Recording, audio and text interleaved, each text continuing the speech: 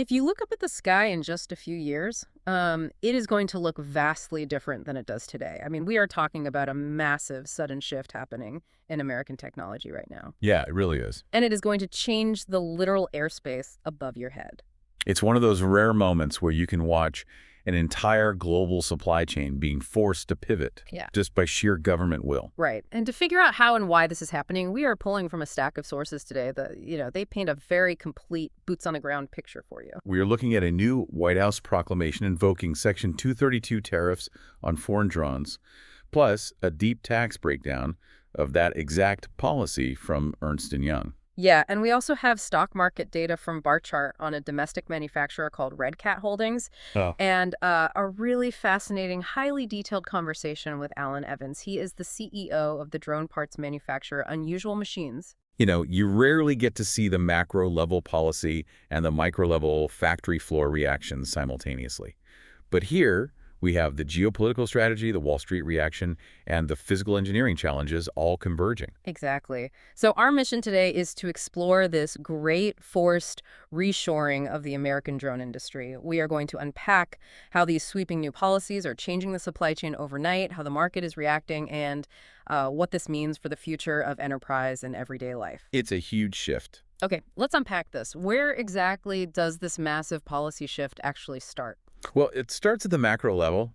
In mid-August 2026, the White House issued a sweeping proclamation under Section 232 of the Trade Expansion Act. Right. And just for context, Section 232 gives the executive branch the authority to adjust imports if a Department of Commerce investigation concludes those imports are a threat to national security. Which in this case, they absolutely did. Yeah, the conclusion here was that relying on foreign supply chains for critical drone components is just a glaring vulnerability. Looking at the Ernst & Young analysis of this proclamation, I mean, the numbers are aggressive. Hitting on September 3rd, 2026, we see a massive 100% ad valorem tariff on heavy drones, basically anything over 25 kilograms. Right. And let's clarify ad valorem for a second.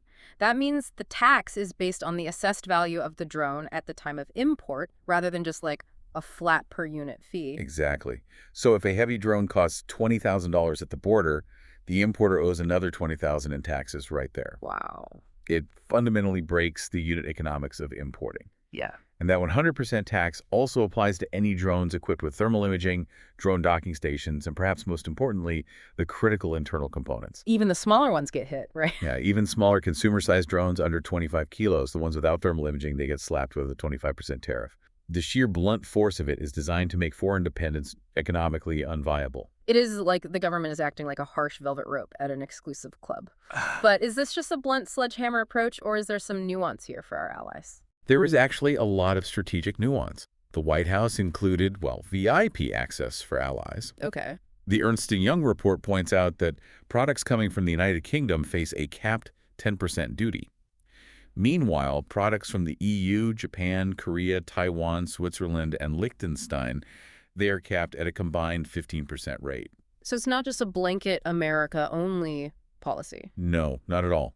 It forces global companies to completely reroute their sourcing maps away from sanctioned nations and toward that allied network. Right. Furthermore, EY highlights this onshoring incentive program from the Commerce Department. Right, offering temporary tariff relief. Exactly. It offers that relief for companies that can prove they are actively building or expanding U.S. production facilities. It is a calculated move to buy time for domestic capacity. Which makes sense because, Wall Street can bid up a stock all day based on those rerouted sourcing maps, but money doesn't magically spawn factories. No, it definitely doesn't. But because these tariffs are effectively pricing out foreign competition overnight, domestic companies are experiencing this immediate, violent financial tailwind. Which brings us to the bar chart data on RCAT Holdings. Ticker symbol RZAT. Right. On the heels of this tariff news, their stock jumped over 50% from its July lows. And the financials are just wild. Revenue is up more than 6 times year over year, hitting $20.19 million. That's a massive jump. It really is. Plus, they're sitting on a huge $325.6 million cash cushion. And they recently landed a $2.49 million Air Force order for their Black Widow systems. Yeah, the market sees the moat the government just built and is flooding capital into the companies sitting inside it. But wait, let me play devil's advocate for you here. If this company has a massive cash cushion and basically a guaranteed domestic monopoly forming around them, why does bar chart flag a 40% sell opinion on its technicals? I mean, that doesn't add up. Well, you're looking at a collision between algorithmic profit-taking and long-term institutional buying. Yeah. Technical indicators are largely driven by moving averages and momentum oscillators. When a stock spikes 50% in a matter of weeks, those algorithms automatically flag the asset as overbought and trigger sell signals to lock in short-term gains. So the computers are just shaving off the top after a sudden spike. Yes, exactly. It's a mechanical reaction to volatility. But when you look past the daily trading momentum and focus on the fundamental Wall Street analysts, they maintain a strong buy rating with a $19 price target. Wow, that is a 70% upside from its current trading range. Yeah. The institutional money is betting heavily that this structural change in U.S. law will permanently shift market share to domestic players. Landing that Air Force order for the Black Widow validates them as a primary vendor. Right, the financial theory makes perfect sense. But let's look at the physical bottleneck, because a $19 price target implies massive production volume. And that physical reality is exactly what Alan Evans is dealing with on the ground. The CEO of Unusual Machines. Yes, UMAC. In his interview, he points out exactly why the U.S. is currently struggling to meet this sudden domestic demand. He uses this brilliant analogy to describe it.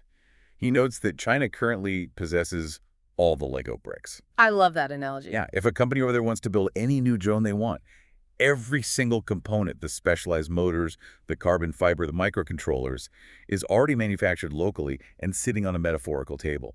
Whereas the U.S. is basically opening a brand new Lego box and realizing half the foundational pieces are missing. We are just starting to build our brick inventory. Which is exactly why UMA is focusing on making the foundational pieces, what Alan calls the blue bricks and the 2x4s. They aren't trying to build the final consumer drone. Right. They manufacture the raw motors, the airframes, and the battery systems. Because without a reliable, tariff-free source for those, no domestic company can scale their final assembly. And speaking of scaling, the physical scale they are attempting at UMC is staggering. The interview lays out the physical expansion. They're starting from an 18,000 square foot facility in El Segundo, California. Yeah, then they are adding 15,000 square feet in Orlando. But Alan casually mentions they project needing up to 120,000 square feet of factory space in a matter of months. I mean, we're talking about a 25 times increase in capacity. Going from 18,000 to 120,000 square feet is not just renting a bigger warehouse. Hardware companies notoriously destroy themselves attempting to scale this quickly. I completely agree, and Alan addresses this directly with a fascinating philosophy. He leans on the idea that winners lose more than losers. It's like a venture capitalist taking 10 swings to hit one home run. Right. But applying that to physical manufacturing, isn't there a massive risk of overgrowing too fast and just collapsing under your own overhead? The risk is severe. But Alan views this through a framework of thoughtful risk. We are in this unique environment driven by war and forced reshoring. In this scenario, the cost of pulling back and letting a competitor win is far worse than the cost of overbuilding. Because if you don't capture the market now, you never will. Exactly. You have to take massive risks, but ruthlessly cut the ideas that don't work. The second the data shows a production process is inefficient, you kill it. And to survive that kind of chaotic growth, they rely on a hiring practice that sounds totally bizarre at first. The veto rule. Yeah. To bring someone new into UMAC, the 5 people who will work closest with that new hire all have to interview them. And any single one of those 5 people holds an absolute veto over the hire or even an acquisition. It ensures the team actually works well together. Alan refers to humans as messy, sloppy, chemical sacks of feelings. Which is a hilarious way to put it. But it's true. If the team doesn't genuinely want to share a trench together during a high-stress 14-hour shift, all the efficient assembly lines in the world will just fall apart. Right. And this focus on foundational building blocks and team cohesion sets them up for the next major transition. Right now, the defense sector, the Department of War, as Alan puts it, is the massive demand engine driving this growth. They need non-foreign drones immediately. But what happens if the war in Ukraine ends tomorrow? Does this entire American drone manufacturing bubble just burst? The sources indicate the exact opposite, actually. The end of the war is the true catalyst for domestic expansion. Really? How so? Well, Alan points out that military demand is effectively locked in for the next 2 years regardless, simply because the transition away from Chinese supply chains is mandated by law. This gives companies a secure runway to scale. Okay. And by 2029 or 2030, military might only be 20% of their business. Hmm. The real prize is the FAA's rollout of Part 108 rules, opening up commercial enterprise. Okay, let's unpack this. Here's where it gets really interesting. Because UMAC knows this enterprise shift is coming, they made a strategic acquisition. They bought a company called Upgrade Energy, which specializes in batteries. Yeah. Why batteries? Because they are the ultimate consumable of the drone world. It is the aerospace equivalent of the razor and blades model. The math on this is fascinating. A high-performance commercial drone battery degrades. It only lasts for about 500 charge cycles. So if a business is using a drone daily, they need 5 to 10 new batteries per drone per year. Whoever owns the domestic battery market owns the recurring life cycle revenue of the entire industry. You buy the drone once, but you buy the fuel for it 10 times a year. Right. So to make this concrete for you, what are these commercial fleets actually going to be doing once the military demand fades and all this engineering talent pivots to domestic problem solving? The use cases are far beyond just delivering packages. We are looking at heavy-duty industrial integration. Yeah, the examples from the sources are wild. Massive tethered drones flying up and safely power washing the windows of high-rises. Completely removing the need for human workers to dangle from scaffolding. Exactly. Or in agriculture, crop dusting without risking a pilot's life in a fatal stall. They even discussed deploying drones to wrangle free-range cattle across the vast forests of Canada. Which is incredible. And on a totally different note, campus guardian systems. Remotely piloted drones stationed inside school campuses that can respond instantly to an active shooter, giving police real-time intelligence before they even arrive. And the underlying technology making this possible is crucial. Alan highlights a company called Copen, which is developing data-through-light technology. Wait, data through light. If it relies on light, doesn't a heavy rainstorm or a cloud just sever the connection and drop the drone out of the sky? No, it's a hybrid system. It uses free space optical communication, basically an invisible laser Morse code. But it's paired with traditional radio frequency backups. Oh, I see. So if a cloud obscures the laser, the system instantly switches to a radio signal to maintain control. But when the optical line is clear, it allows massive amounts of sensory data to transmit instantly. So the AI processing the data can reside safely on the ground, while the drone acts purely as the five senses in the sky. Precisely. I understand the technological leap, but I have to push back a bit here.